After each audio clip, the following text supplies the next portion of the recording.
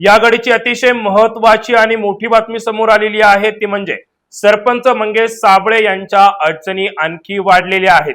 आधीच 2 दिवसांच्या पोलीस कोठडीत असलेल्या मंगेश साबळे यांची कोठडी आता आणखी 2 दिवसांनी वाढवण्यात आलेली आहे। आज त्यांना पुन्हा एकदा न्यायालयात हजर करण्यात आलेले आहे। यावेळी पोलिसांनी तपास अद्याप पूर्ण झालेला नसल्याचं सांगत आणखी पोलीस कोठडीची मागणी केली होती।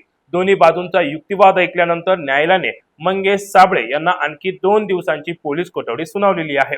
त्यामुळे आता या प्रकरणातील तपास अधिक वेगाने होण्याची शक्यता आहे। दरम्यान या प्रकरणात पोलिसांनी कारवाईची व्याप्ती वाढवलेली आहे। मंगेश साबळे यांची स्कॉर्पिओ गाडी देखील पोलिसांनी ताब्यात घेतली असल्याची माहिती समोर आलेली आहे।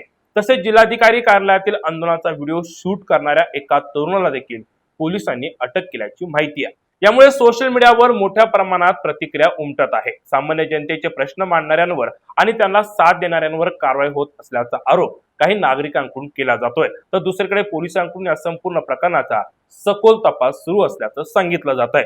सरपंच मंगेश साबळे प्रकरण दिवसेंदिवस अधिक चर्चेत येत असून पुढील काही दिवसात या तपासातून आणखी कोणती माहिती समोर येते याकडे संपूर्ण जिल्ह्याचं लक्ष लागलंय।